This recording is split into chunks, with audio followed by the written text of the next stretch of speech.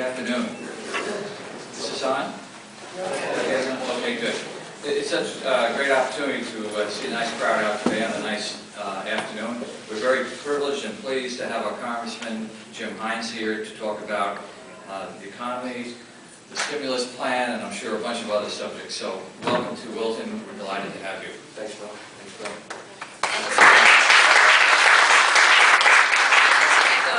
Remarks, and also to say, as a state representative, we are also very anxious to see how much money actually gets to Wilton, and it's somewhat of a mystery as to how it's all going to trickle down to us, but we're hoping that he can clear some of it up for us. So thank you.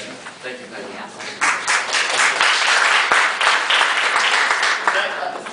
Special thanks to Bill and to Peggy. I hope, I don't know if they will, but obviously we've got a lot to talk about. Peggy as a representative at the state level, and Bill as first selectman, you know, I hope I'm not out of line when I say, if you've got issues or questions you should take up with them, please do. I noticed that one of the very first questions is here is a question about will the mill rates go up in Wilton, and I don't know the answer to that question, but I know that's not my fault. Folks, thank you so much for coming. Can everybody hear me okay? I'd rather not stand behind a lectern if that's okay.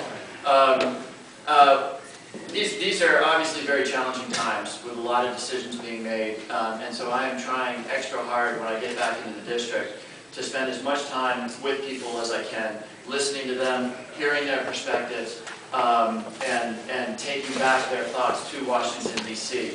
So I really thank you for coming here today, and I am going to try to do more listening than talking. That's always hard to do. People fire questions, and I want to talk to you more than I would like. But if I ask you what your opinion is, or if I'm short on my answers, that's why. Let me just talk for maybe 4 minutes about what I see happening in Washington, D.C., and then I'll just be delighted. I've got questions on note cards here, but I'm happy to take questions from the audience. We've got, I guess, a little under 2 hours, so one request I would make is, just bear in mind we've got a lot of people in the room as you formulate your questions or your statements, so that anybody who wants to speak can. And let me say this, just maybe for 4 minutes or so. We are obviously in as challenging a situation right now as I suspect anybody in this room has ever seen. Unless you remember the 1930s very well, you have probably not seen the specter of our financial institutions failing, of 20,000 Americans losing their jobs every single day, of 6 million people now around this country unemployed, and real anxiety about what to do. And so we are living through tough times, and dangerous times, and anxious times. And unfortunately, and I'm sure we'll talk about this a little bit today, in an atmosphere of anxiety and fear, emotions come to the fore. And for example, Washington, I will tell you, was pretty much sidetracked last week when we should have been working constructively on a lot of things. We got caught up in the media circus that was the AIG bonuses, which is an important topic. But relative to doing the smart things we need to do to continue to turn around this economy is a fairly small thing. Let me tell you what I see in Washington right now.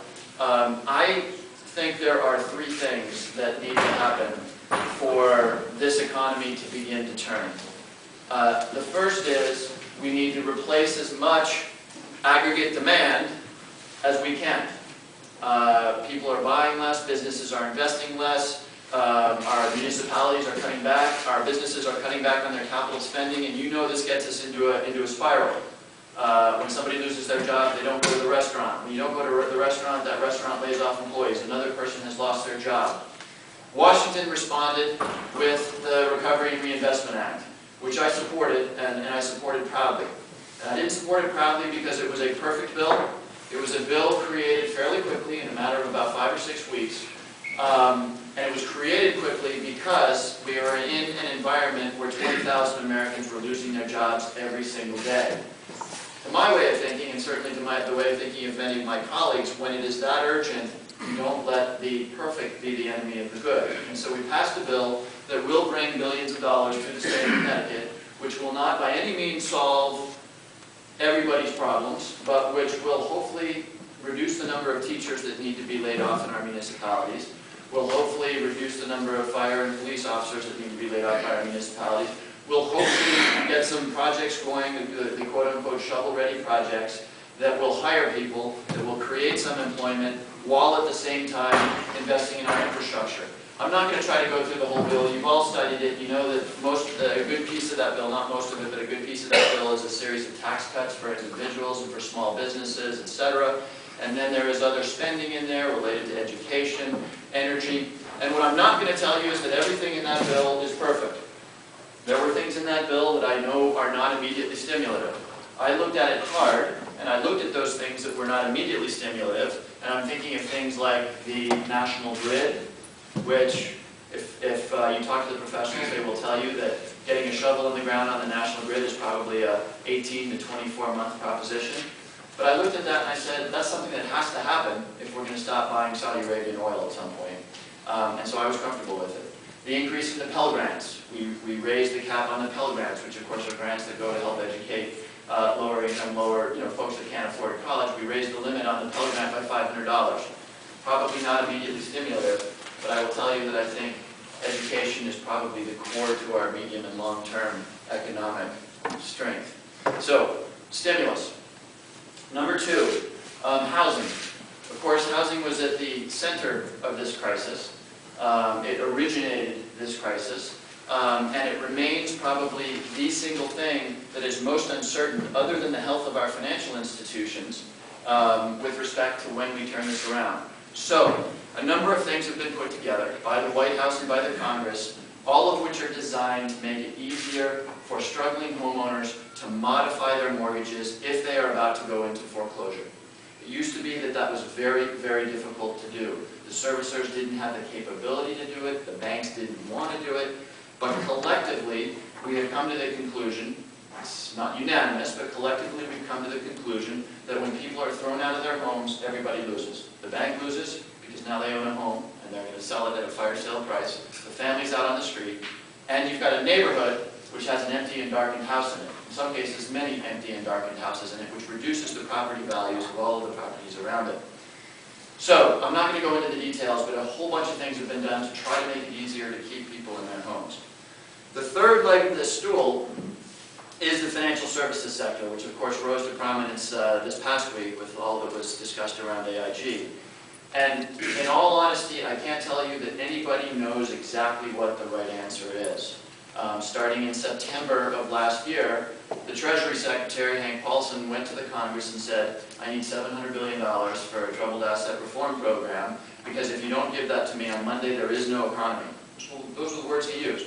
Congress, for better or for worse, I wasn't there at the time, approved this program, and I'll be very clear about this. No country has ever stabilized its financial services sector for free. So the notion that some resources had to be there, to me, was a no-brainer, even though I wasn't voting on it.